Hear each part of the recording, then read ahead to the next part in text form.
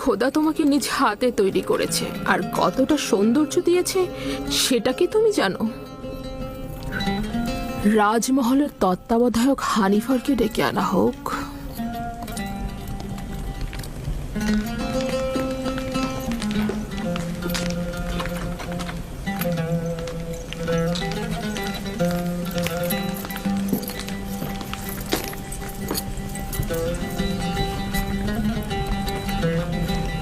এটি সে তার বালিশের নিচে লুকিয়ে রেখেছিল।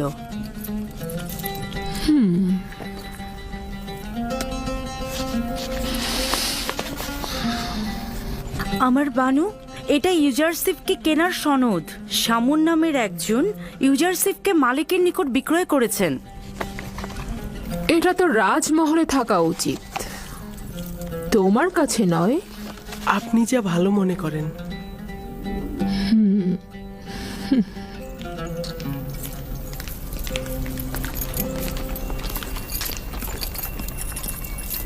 বলুন আমার বানু। ইউজারশিপকে তোমার কাছে অর্পণ করলাম। আমি চাই তাকে যথার্থ প্রশিক্ষণ দেয়া হোক।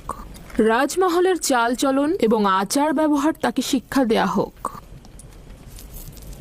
এ ব্যাপারে আপনার ওপর আমার যথেষ্ট বিশ্বাস রয়েছে। আপনি ইউজারশিপকে সঠিক শিক্ষা প্রদান করতে পারবেন।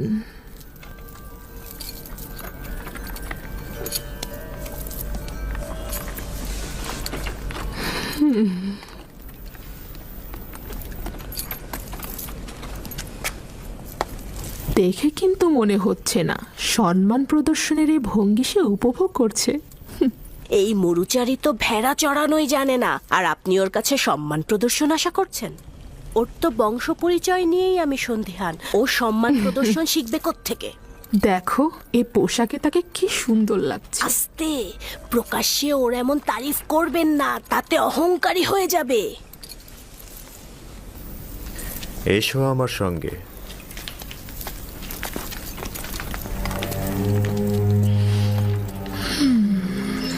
এতক্ষণ যে কামরাটিতে ছিলে সেটাতে বানু জুলেখা ও পুতিফারের একান্ত লোকজনই আসতে পারে।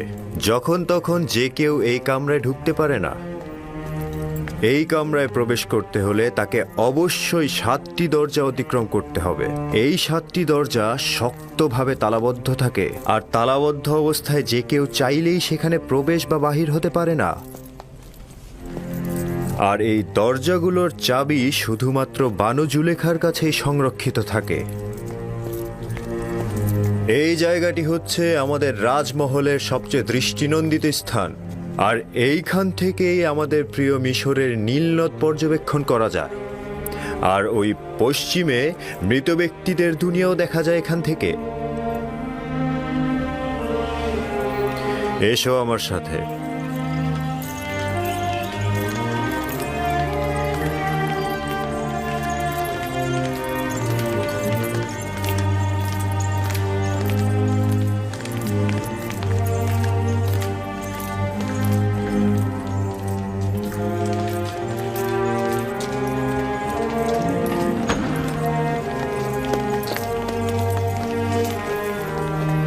এটি বানু জুলেখার নির্দিষ্ট কামরা। তিনি অত্যন্ত দাম্ভিক ও অভিজাত পরিবারের সন্তান। তোমাকে সতর্ক থাকতে হবে, কখনোই তার ফরমানের অবাধ্য হওয়া যাবে না। চলো যাই।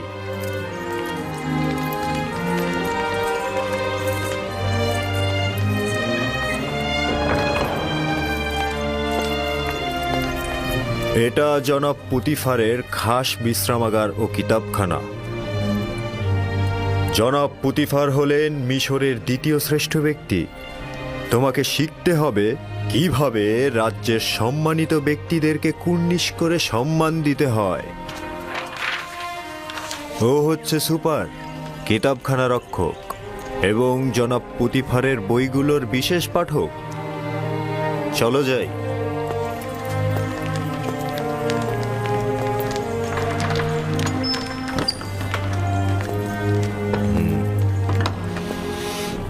এই কক্ষটি হচ্ছে জনাব পুতিফার ও বানু জুলেখার আহার কক্ষ।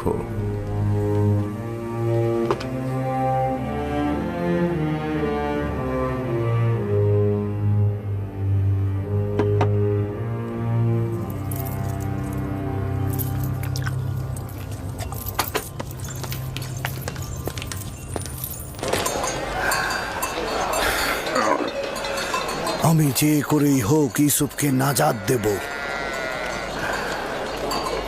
তার মুক্তির পথ খুঁজবো। এমন ভাবে বললেন যেন ইউসুফ জেলখানায় আর আপনি তাকে মুক্ত করবেন। কয়েদখানায় থাকা আর গোলামি করা তো একই। কিন্তু পুতিফারের রাজমহলে ওর মতো গোলাম আর একজনও নেই। যদি পাখির জন্য আকর্ষণীয় খাঁচা বানানো হয়, তবে কি সেটা পাখির জন্য খাঁচা নয়? ইউসুফকে মুক্ত করে ইয়াকুবের কাছে নিয়ে যাব। এর আগে আমি কিছুতেই মিশর ত্যাগ করব না। কিন্তু আপনি দেখেছেন পুতিফার আর ওর স্ত্রী ওকে কতটা ভালোবাসে। কিন্তু ইয়াকুব নবীর তুলনায় তা নগণ্য। ইউসুফের বিচ্ছেদে না জানি ইয়াকুবের কি অবস্থা হয়েছে। কিন্তু মালিক, ইউসুফ তো নিজেই বলেছে তার মিশরে আসাটা খোদাবন্ধের ইচ্ছায়। এটি আমার সর্বশেষ বাণিজ্য। যত দ্রুত সম্ভব জিনিসপত্র বিক্রি করে ব্যাবেলে ফিরে যাও। কি?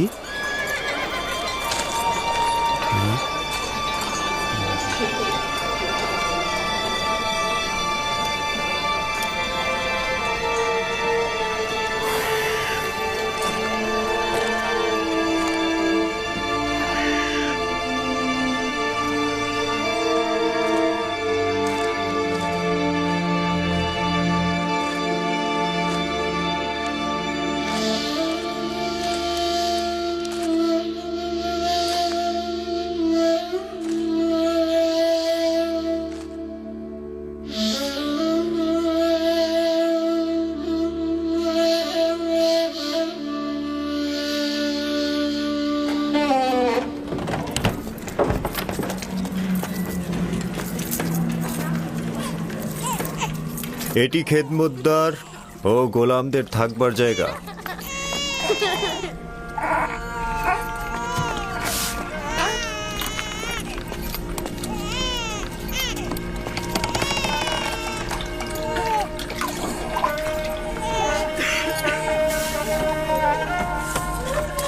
জনাব হানিফার এসেছে, জনাব হানিফার এসেছে, জনাব হানিফার এসেছে। এরা সকলেই জনাব পুতিফারের রাজমহলের খেদমতদার। এরা মহলের বিভিন্ন অংশে কাজ করে থাকে। কেউ কেউ প্যাপিরাসের খামারে কাজ করে, আবার কেউ কেউ তুলা চাষও করে।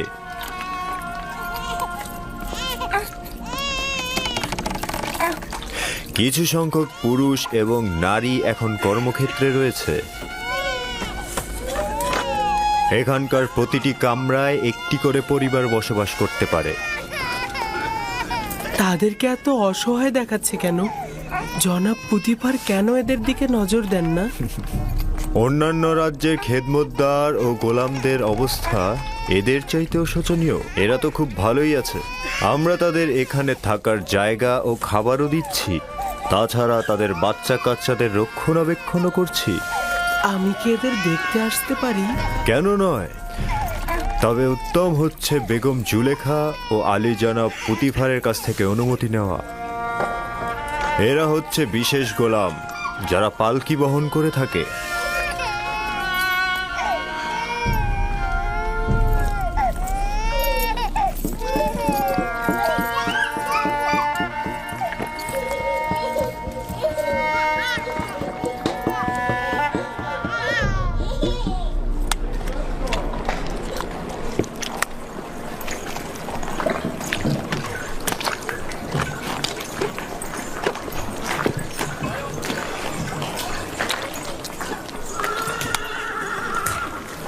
এখানে প্যাপিরাস থেকে লেখার কাগজ তৈরি হয়। আলী জনাব হানিফার ওপর দরুদ বর্ষিত হোক। এটা প্যাপিরাসের কাগজ, এটাতেই লেখা হয়। আমরা লেখার জন্য পশুর চামড়া ব্যবহার করতাম। এটা কিন্তু পশুর চামড়ার থেকেও উত্তম। তুমি কি লিখতেও পারো? যিনি আমাকে সৃষ্টি করেছেন তিনি লেখা শিখিয়েছেন। বাহ, বেশ ভালো। একজন গোলাম যদি লিখতে জানে সেটা মালিকের জন্য নিয়ামত স্বরূপ। তুমি কার কাছ থেকে শিখেছ বললে? আমার মালিকের কাছ থেকে। তিনি সব ভাষাই জানেন। খুব ভালো, চলো যাই, ওই দিকটা দেখাই।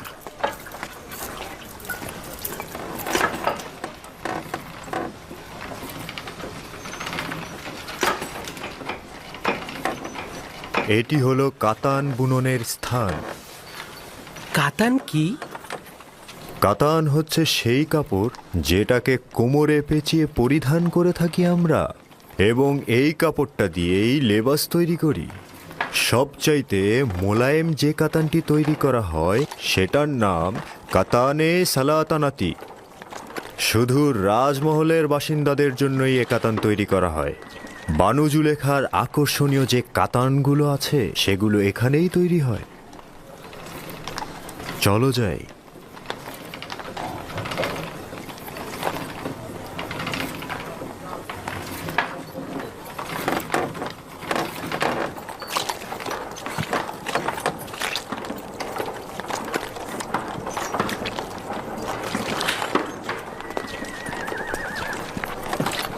দেখছো, এখানে মাটির জিনিস তৈরি হয়। আলী জনাবের উপর দরুদ বর্ষিত হোক। সেদিন ঘোড়ার গাড়ির সঙ্গে লেগে পানি সরবরাহের কিছু পাইপ ভেঙে গেছে, সেগুলো বদলে ফেলবে। এই রকম হলে চলবে তো? হ্যাঁ হ্যাঁ, দ্রুত করবে। ঠিক আছে, চিন্তা করবেন না, সব সময় মতন হয়ে যাবে।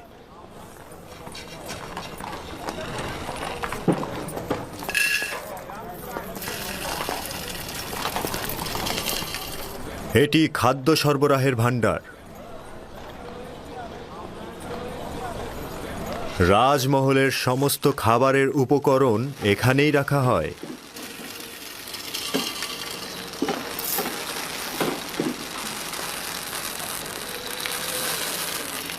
তোমার মন কোথায় পড়ে আছে?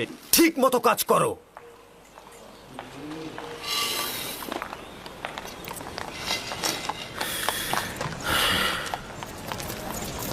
ভুলে যেও না, এখন থেকে তোমাকে তলব করে সওয়াল করা না পর্যন্ত কোনো জবাব দেবে না। কি মনে থাকবে? বানু জুলেখা একজন দাম্ভিক নারী। কখনো কখনো সে রাজসভার সদস্যদের সঙ্গেও কঠোর আচরণ করেন। ছেড়ে দাও, আমি এই কাজ করিনি। বিশ্বাস করো, আমি এই কাজ করিনি। আমাকে ছেড়ে দাও, আমাকে ছেড়ে দাও, আমি করিনি।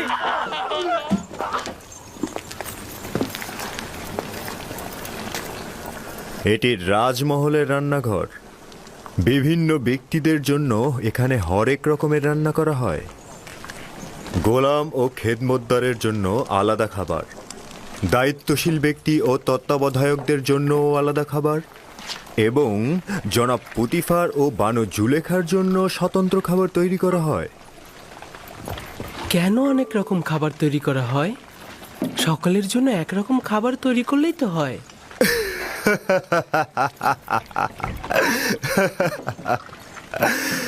এটা কি করে সম্ভব? জনাব পুতিফার ও বানু জুলেখার গোলাম ও খেদমতদারগণ তো এক সমান নন।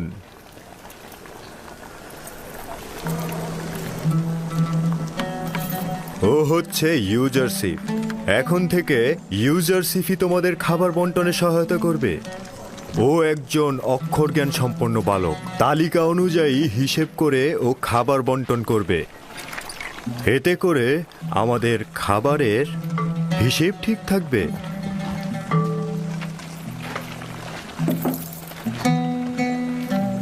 দেখেছো তোমাকে কত আগ্রহের সঙ্গে দেখছে, আর তোমার জন্যই এখানে জড়ো হয়েছে সবাই। তোমরা এখানে কি চাও? নিজেদের কাছে যাচ্ছ না কেন?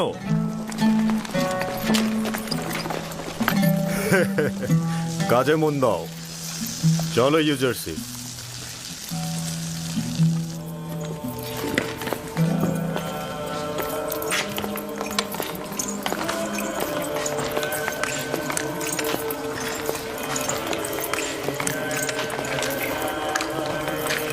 এইটা হলো রাজমহলের ইবাদতখানা। জনাব পুতিফার ও বানু জুলেখা এবং রাজমহলের ব্যক্তিরা এখানে ইবাদত করেন। আমরা নিজেদের খোদাকে এখানে সংরক্ষণ করে রাখি। তার মানে আপনাদের খোদার থাকার জন্য বসবাসের জায়গা দরকার? অবশ্যই দরকার। খোদাকে তো আর খোলা আকাশের নিচে রোদ বৃষ্টিতে রাখা যায় না।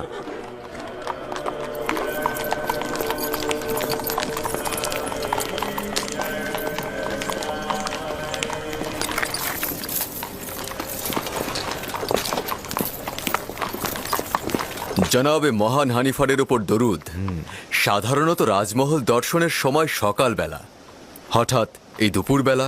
ইউজারশিপকে রাজমহল দেখাতে নিয়ে এলাম। আমি চাইছি এই রাজমহল ও এর আদিবাসীদের সঙ্গে ওর পরিচয় হোক। ওখানে কি হয়েছে?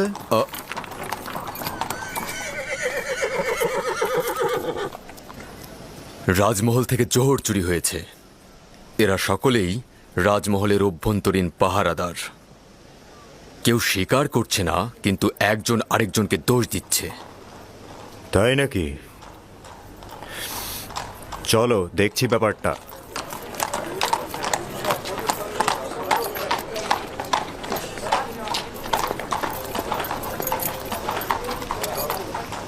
এদের দুজনকেই হাত পা বেঁধে রাজমহলের সামনে রশি দিয়ে ঝুলিয়ে চাবুক পেটা করা হোক। যতক্ষণ পর্যন্ত না স্বীকার করবে চলতেই থাকবে। আমাকে খোদার ছেড়ে কসম দিন। কেটে বলছি, আমাকে ছেড়ে আমি দিন, এই কাজ করিনি, আমি আমাকে এই কাজ ছেড়ে করিনি। দিন। চিৎকার করবে না, যা বলার একজন করে বলো।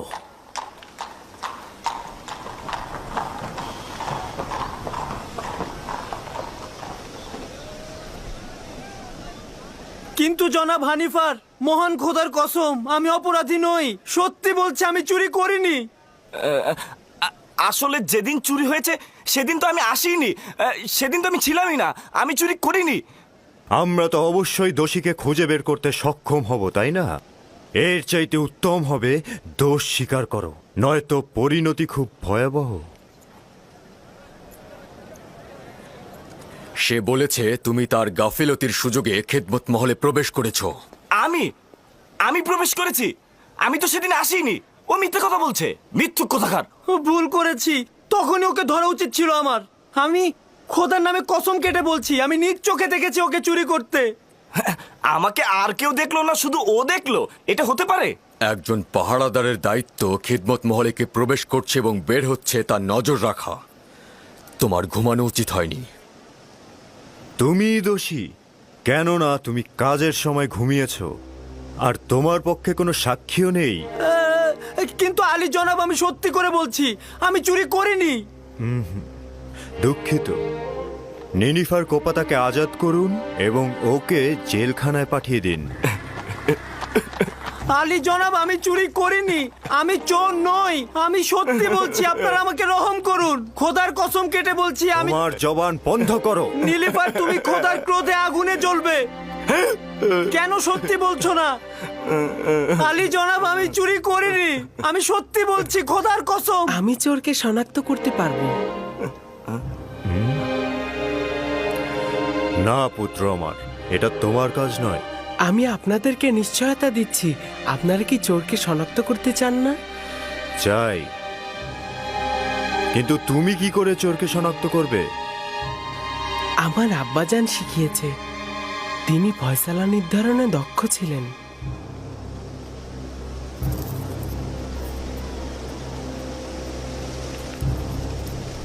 নিশ্চয়তা দিচ্ছ? জি জনাব হানিফার, চাইলে পরীক্ষা করুন। খুবই ভালো।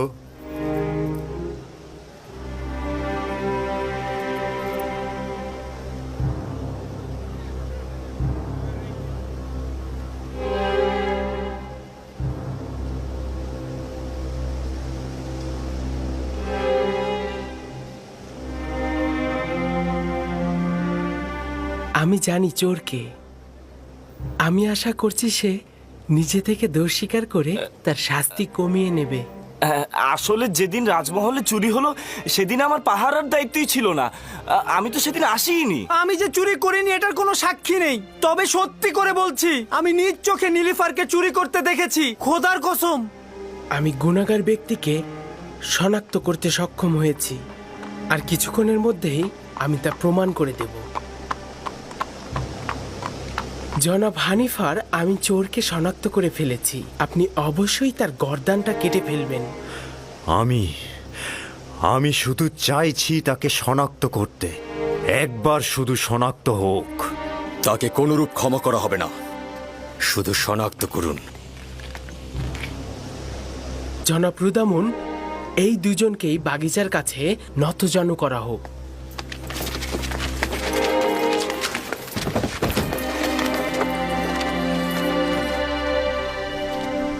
তাদের চক্ষু যুগল বেঁধে ফেলা হোক। রুমাল নিয়ে এসো।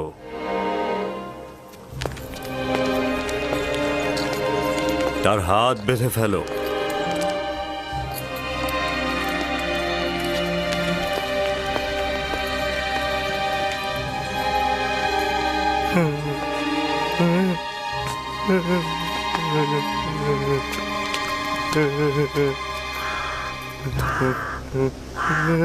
আরো একবার চোরকে সুযোগ দিচ্ছি, তুমি নিজে থেকে দোষ স্বীকার করো, শাস্তি কম পাবে।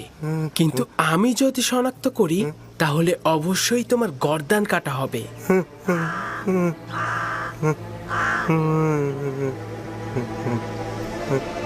সেই চোর, আপনার তরবারি বের করুন।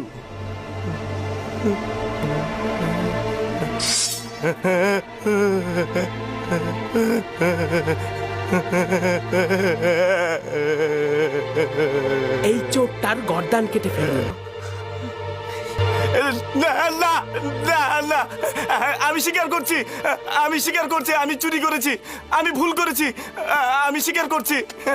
জনাব রুদামুন, আমি স্বীকার করছি, আমি চুরি করেছি।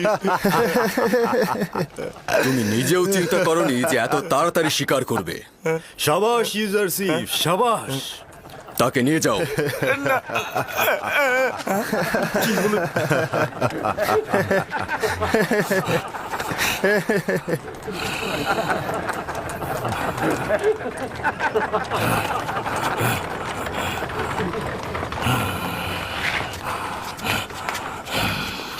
সাবাস পুত্র আমার, চিন্তিত ছিলাম।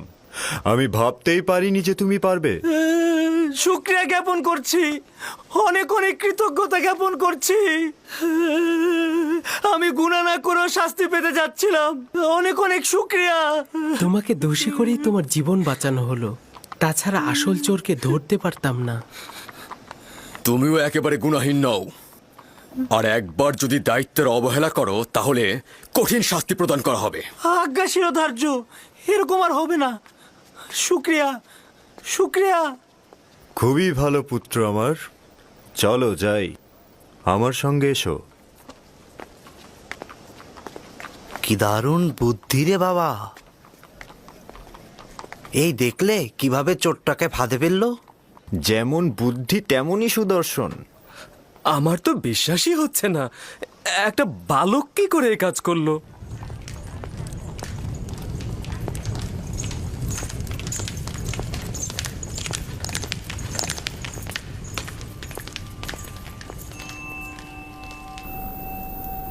সে তো ভেবেছিল আমরা তার শিরচ্ছেদ করছি, সঙ্গে সঙ্গে সে তার জায়গা থেকে উঠে দাঁড়ালো এবং গুনাহ স্বীকার করে নিল।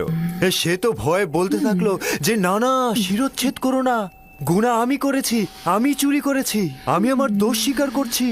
ইউজারশিপের এই চতুরতা দেখে সবাই তো একদম অবাক হয়ে গেল।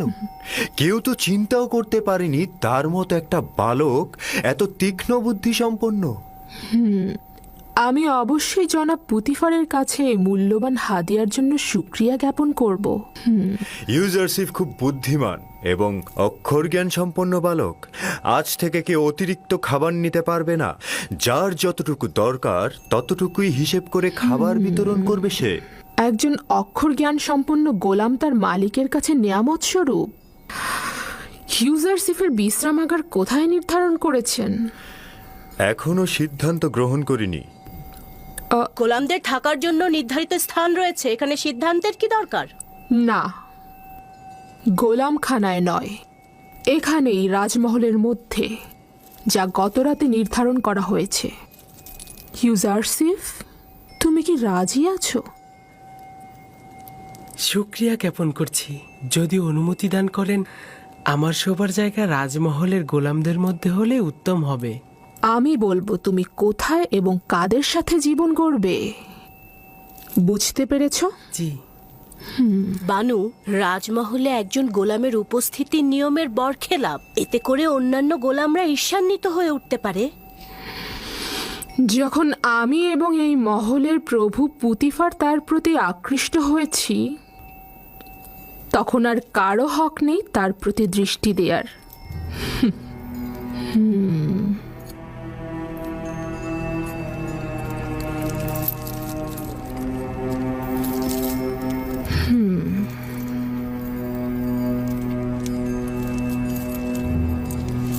চলো।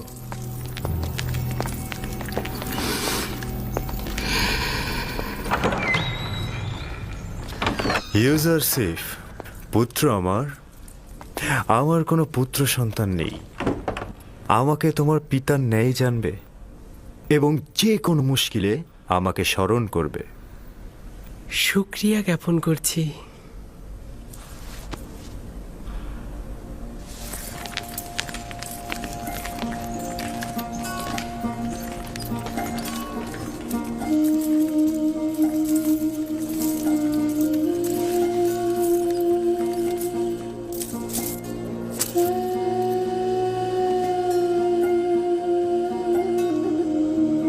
বেচারা আব্বাজান আমার, খোদাবান তাকে সবর করা তৌফিক দিন।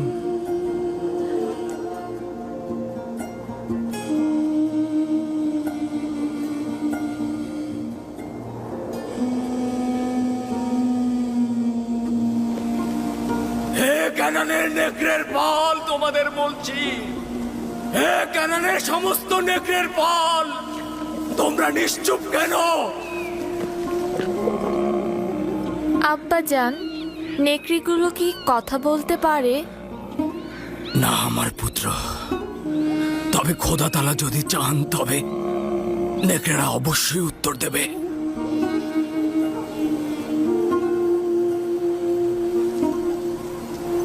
দেখো দেখো আমার পুত্র, ওই যে একটা নেকড়ে, দেখো ওরা আসছে।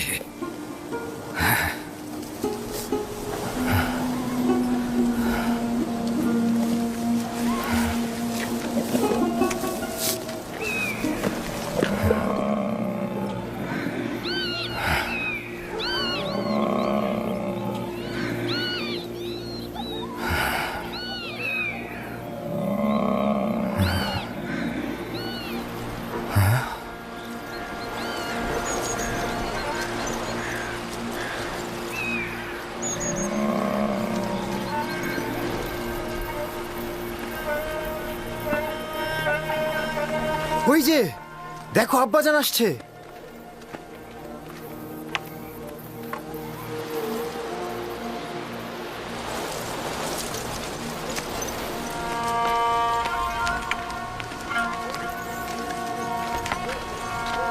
এখনো বলো, তোমরা তোমাদের ভাইয়ের সাথে কি করেছো?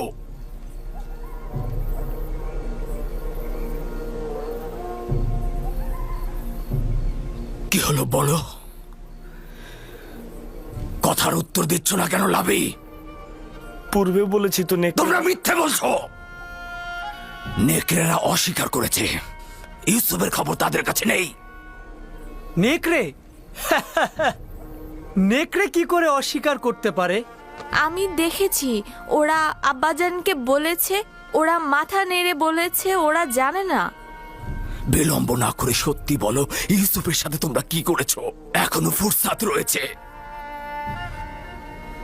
সত্য এটাই যা আগে বলেছি, ইউসুফকে নেকড়েরাই ভক্ষণ করেছে। নেকড়েকে দোষারোপ করো না, তোমরা যা করেছো নেকড়ের বেশে করেছো। এখনো সময় আছে, হাকিকত বলো।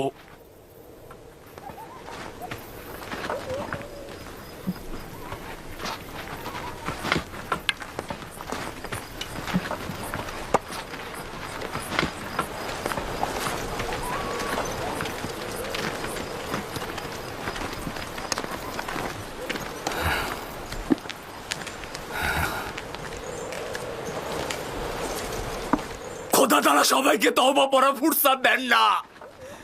এখনো সময় রয়েছে, তোমরা তওবা পড়ে গুনাহ কবুল করো।